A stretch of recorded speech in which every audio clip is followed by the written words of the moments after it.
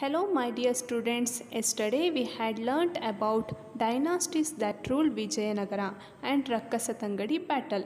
In this class, we will learn about the cultural contribution of Vijayanagara Empire. Let us start the lesson. Cultural contribution of Vijayanagara Empire. It has many subtopics. In this class, we will learn 6 subtopics. Let us. First one, administration. Second one, social status. Third one, economic status. Fourth one, literature. Fifth one, religious harmony. Sixth one and last one, art and sculpture. Coming to the first point, administration. Vijayanagara Empire had strong central administration and it adopted decentralized administrative system. Decentralized system is nothing but, here see children, kingdom divided into province. Province divided into regions. Regions divided into cities. And cities divided into villages. In this system, the king was the supreme judiciary. ಈ ಒಂದು ವ್ಯವಸ್ಥೆಯಲ್ಲಿ ಅರಸನೇ ತೀರ್ಪುಗಾರನಾಗಿರ್ತಾನೆ. Provinces ಅಂದರೆ ಪ್ರಾಂತ್ಯಗಳು ಅಂತ. ಪ್ರೊವಿನ್ಸಸ್ಸಲ್ಲಿ regional officers ನ್ಯಾಯವನ್ನು ನೀಡ್ತಾ ಇರ್ತಾರೆ. ರೀಜನಲ್ ಆಫೀಸರ್ಸ್ ಅಂದರೆ ಪ್ರಾಂತ್ಯಾಧಿಕಾರಿಗಳು. During the reign of Vijayanagara, infantry, cavalry, elephant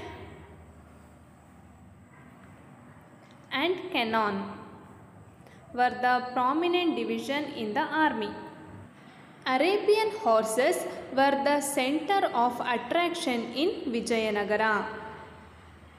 Okay, the next subtopic is social status. During Vijayanagara period, child marriage, sati system and devadasi system were in practice. Deepavali and Dasara festivals were celebrated grandly. Deepavali ಮತ್ತು ದಸರಾ ಹಬ್ಬಗಳನ್ನು ತುಂಬ ಗ್ರ್ಯಾಂಡಾಗಿ celebrate ಮಾಡ್ತಾ ಇದ್ರು.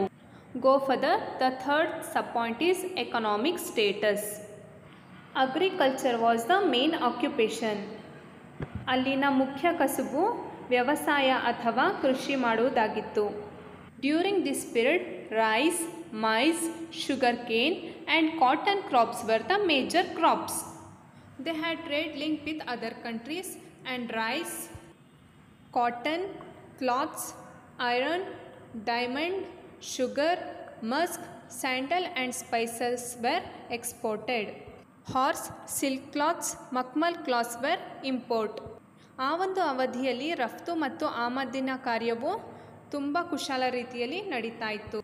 During this period, the 3 important ports are Bhatkal, Honnavar and Mangalore. During the reign of Vijayanagara, literature of Sanskrit, Telugu and Kannada literature developed. Vijayanagara ಕಾಲದಲ್ಲಿ ಸಂಸ್ಕೃತ, ತೆಲುಗು ಹಾಗೂ ಕನ್ನಡ ಸಾಹಿತ್ಯವು ಅಭಿವೃದ್ಧಿಗೊಂಡಿತು. See this picture children, this is a picture of Vidyaranya. Vidyaranya wrote books like Shankara Vijaya and Sarvadarshana Sangraha. His brother Sayanacharya also wrote books called Vedartha Prakasha and Ayurveda Sudhanidhi. Kings and their family members also created sufficient literature. Among them, Praudadevaraya Sudhanidhi, Krishnadevaraya, Jambavati Kalyana, Madalasa Charitam, Rasamanjari and Amukta Maulyada poem. Kumara ವ್ಯಾಸ, ಗದುಗಿನ ಭಾರತ, ರತ್ನಾಕವರ್ಣಿ, ಭರತೇಶ ವೈಭವ, ಚಾಮರಸ, ಪ್ರಭುಲಿಂಗ ಲೀಲಾ, ಲಕ್ಕಣ್ಣ, ಶಿವತತ್ವ ಚಿಂತಾಮಣಿ, ಭೀಮ, ಬಸವ ಪುರಾಣ. These are all contribution to the literature. There were 8 famous scholars called ಅಷ್ಟದಿಗ್ಗಜಾಸ್ in his kingdom. ವಿಜಯನಗರದ ಆಸ್ಥಾನದಲ್ಲಿ 8 ಜನ ಅಷ್ಟದಿಗ್ಗಜರು ಇರ್ತಾರೆ. ಅವರು ಯಾರು ಅಂತಂದರೆ ಅಲ್ಲಸಾಣಿ Peddanna, Nandi Thimmanna, Srinath, ಪಿಂಗಾಣಿ Suranna, Tenali Ramakrishna and others. We will learn about religious harmony, the 5th subtopic.